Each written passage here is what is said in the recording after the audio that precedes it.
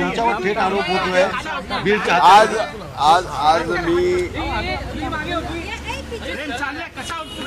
एक मिनिट हा role role sir सगळे रोल आहेत हो सर मी आज अन्न व नागरी पुरवठा मंत्री म्हणून जबाबदारी घेतल्यानंतर पहिलीच विभागाची बैठक बोलवली होती आणि या बैठकीमध्ये येणाऱ्या 5 वर्षामध्ये फार वेगाने आणि अतिशय चांगलं काम उभं करावं लागणार आहे.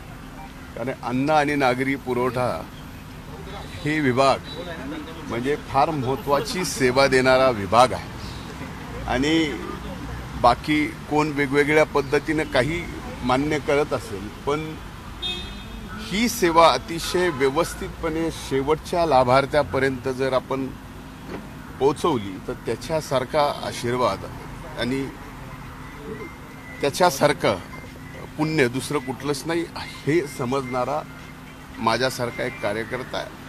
आणि आदरणीय मुख्यमंत्री आदरणीय दोन्ही उपमुख्यमंत्र्यांनी ही माझ्यावर जबाबदारी दिलेली आहे. त्यामुळे या विभागामध्ये पारदर्शकता आणून शेवटच्या लाभापर्यंत आपण ज्या काही लाभ देतोय राशनचा तो लाभ त्या ठिकाणी पोचला पाहिजे आणि ते पोचत असताना सुद्धा विभागाच्या सर्व सुविधा ह्या तेवढ्याच कार्यतत्परतेने काम करणं गरजेचं आहे.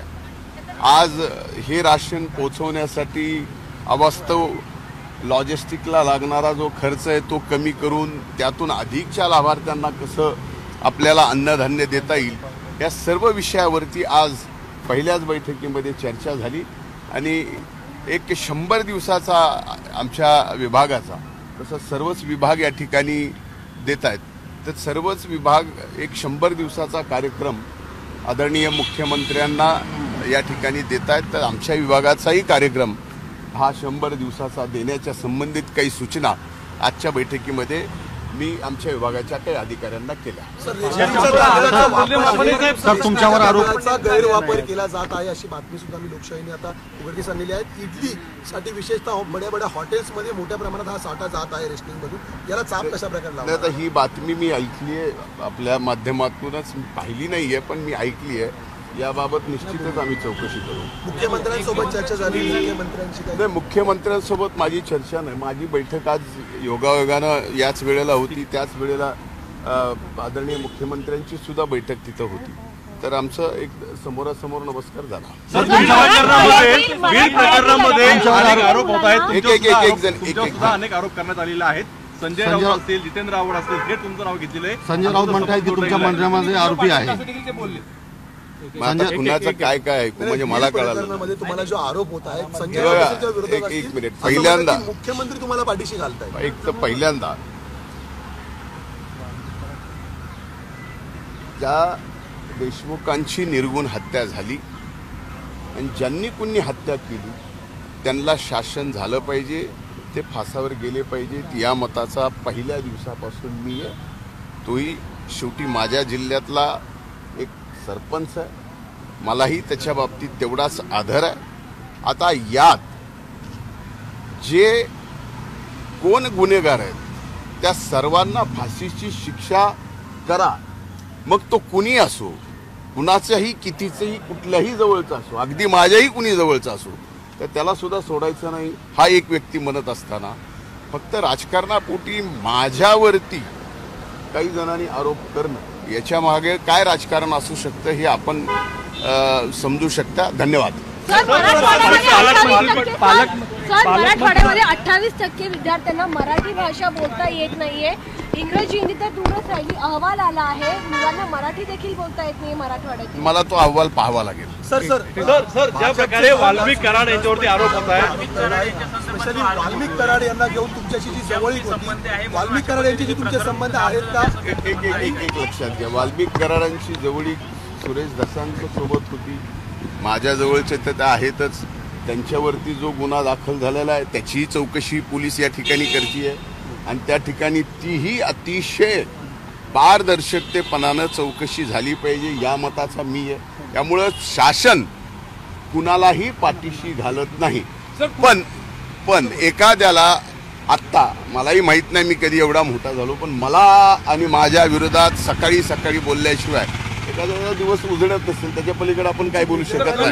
मीडिया ट्रायलमध्ये तुमचं नाव खराब केलं जातं. हे बघा, हे सरळ आहे की मीडिया ट्रायलमध्ये माझं नाव खराब करण्यासाठी अगदी मंत्रिपदाची शपथ घ्यायच्या अगोदरपासून मंत्री म्हणून शपथ घेतल्यानंतर विभाग कुठला मिळावा न मिळावा याच्यासाठी आणि त्याच्यानंतर बीडचं पालकमंत्री कुणी व्हावं कुणी न व्हावं, आता हा सगळा विषय मी माझ्या पक्षाचे नेतृत्व आदरणीय अजितदादांकडे आणि राज्याच्या मुख्यमंत्र्यांकडे दिलेत. आता राहिला विषय चौकशीचा, आता चौकशी एवढ्या गतीनं या ठिकाणी चालू आहे ती लवकरात व्हावी. आणि एवढंच नाही तर हे खुनाचं जे प्रकरण आहे ते भयंकर आहे, त्याचा फास्ट ट्रॅक कोर्टामध्ये हा गुन्हा त्याचं चालू केला पाहिजे. लवकरात लवकर चार्जशीट या ठिकाणी झालं पाहिजे. ज्या त्या गोष्टी निष्पन्न होत आहेत त्या लगेचच कोर्टात पुढे आणून फास्ट ट्रॅक मध्ये हे प्रकरण चालू आरोप करतायत, त्यांच्या मागे नेमकं आता एक बघा कोण आहे कोण नाही मला याच्याशी घेणं देणं नाही, पण कुणी ना कुणी काय आहे नेमकं काय आहे. तर माझं असं म्हणणं आहे की माध्यमं जे आहेत माध्यमांनी शोध घ्यावा.